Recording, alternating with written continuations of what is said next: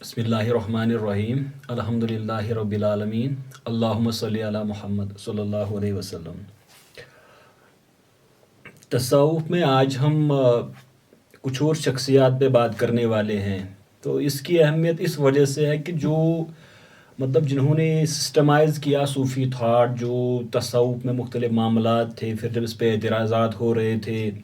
پھر جب وہ ایک صوفیانہ ایک تحریک اس میں چل پڑی کہ کچھ لوگ جو صوفیوں کی طرح لباس پہنتے تھے یا ان کی طرح باتیں کرتے تھے، تو پھر جو صوفیاء تھے یا اسکالرز تھے، انہوں نے یہ ضروری سمجھا کہ ہم اس تھاٹ پہ یعنی ہم پورا جو یہ نظام ہے تصوف کا، جو اس میں عقائد ہے، پھر جو معاملات ہے، پھر وہ جو احوال ہے، منازل ہے، اسی طرح مقامات جس پہ ہم بات کر چکے ہیں، تو اس سب پہ ان ساری چیزوں پہ انہوں نے لکھنا شروع کر دیا۔ تو اس میں جو سب سے پہلے جن کا نام آتا ہے ابو نصر سراج، تو یہ اصل میں طوس خراسان اس کے رہنے والے تھے۔ تو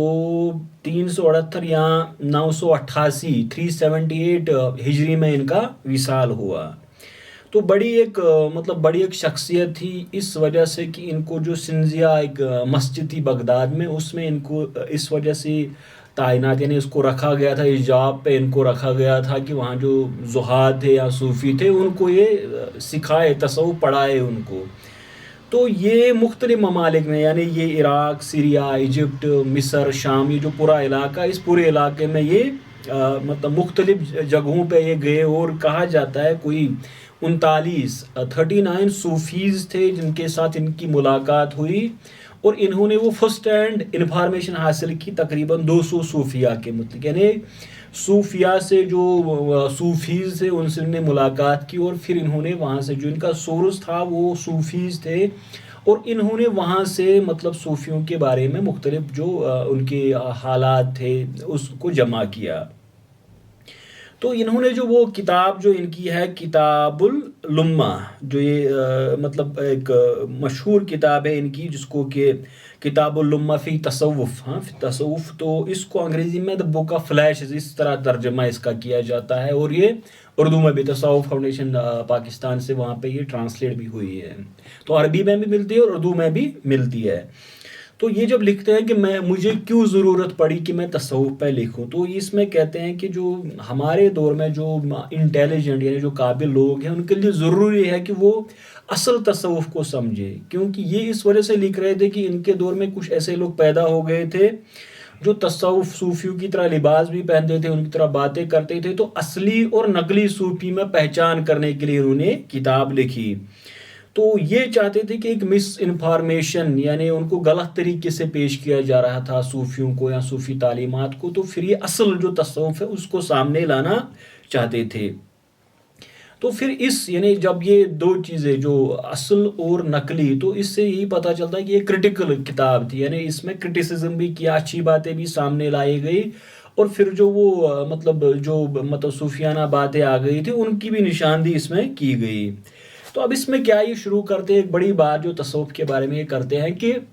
علماء یعنی وہ جو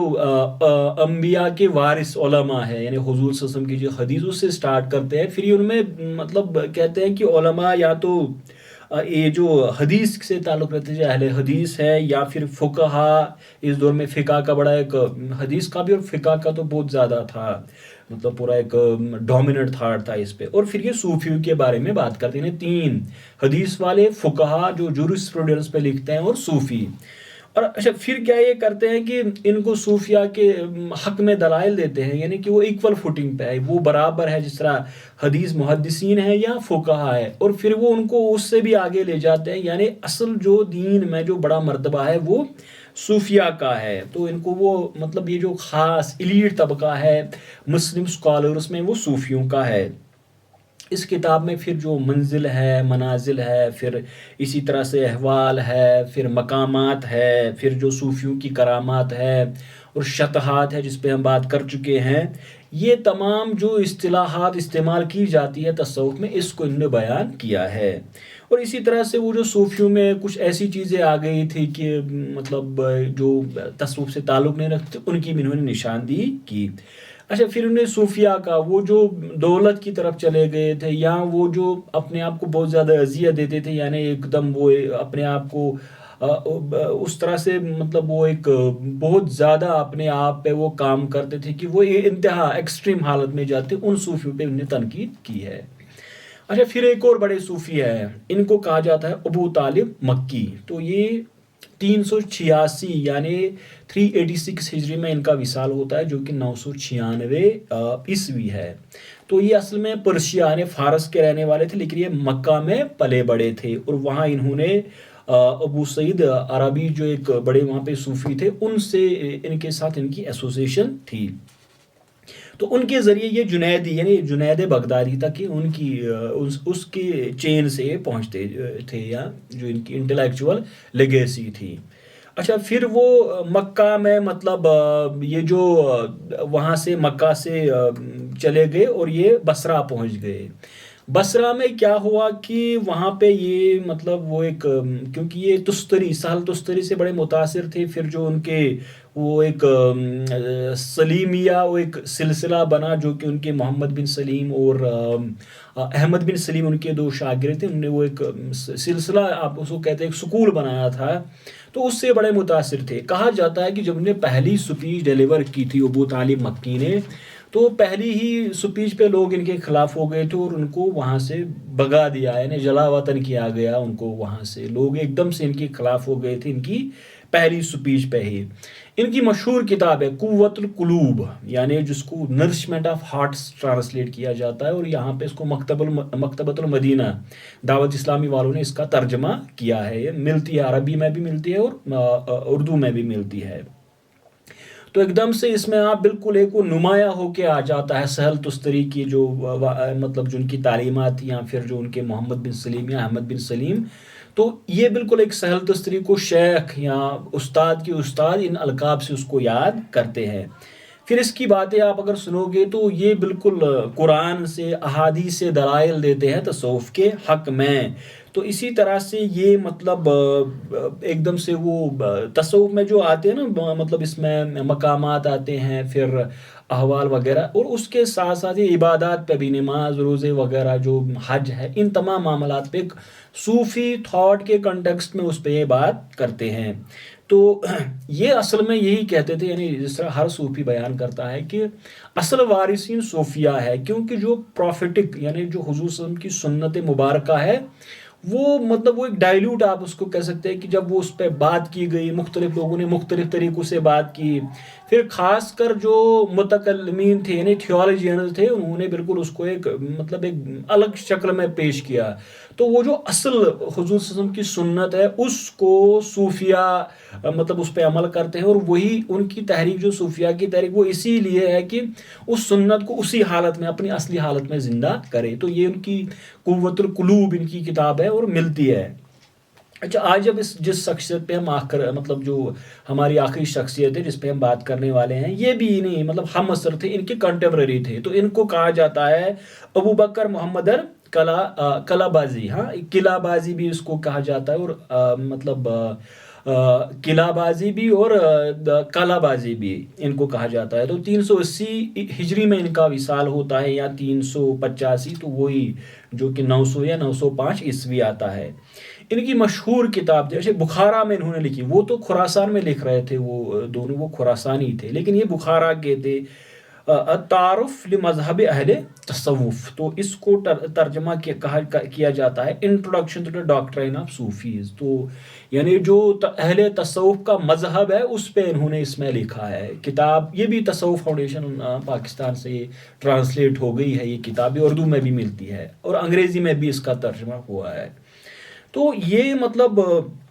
جس طرح اس سے مذہب سے سامنے آتا ہے کہ جو بلیف تھا مختلف عقائد کے معاملات میں، جو عقائد کے باب میں یا اخلاقیاتی یا عبادات کے باب میں جو تصوف کا جو اہل تصوف کا جن کا مذہب رہا ہے اس پہ انہوں نے بات کی ہے۔ تو یہ اصل میں اس دور میں جب منصور الحلاج کو جب وہ مطلب پرسیکیوٹ یعنی ان کو جو پھانسی دی گئی تھی، پھر جلایا گیا تھا، اس کے بعد جو دوری پیدا ہو گئی تھی صوفیہ اور یہ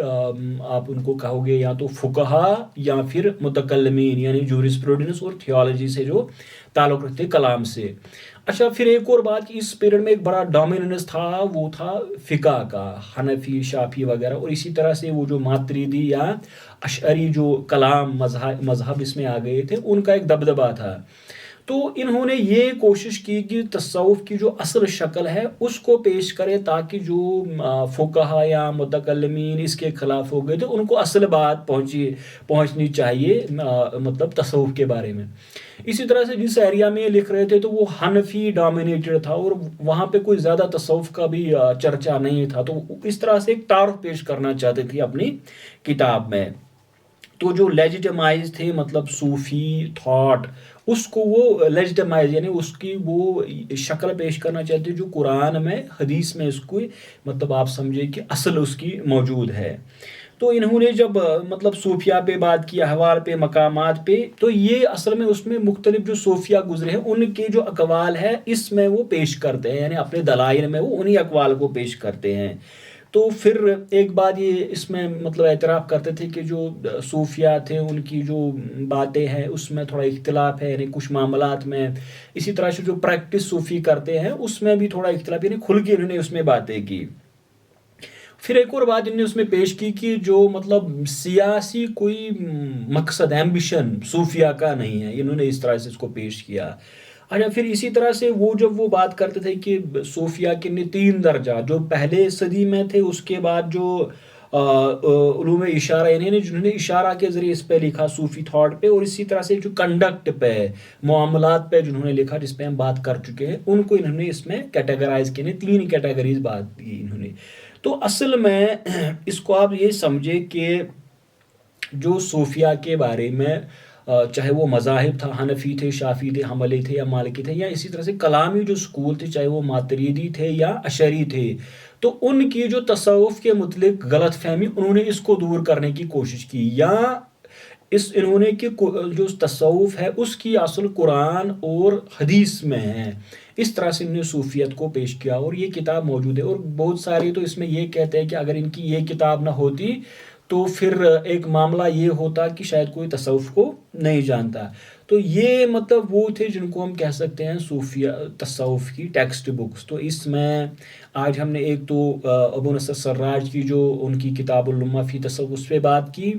अबू तालिब मक्की उनकी किताब जो कुव्वतुल कुलूब उस पे हमने बात की, और इसी तरह से अबू बकर मोहम्मद किलाबाज़ी या कलाबादी, तो उनकी हमने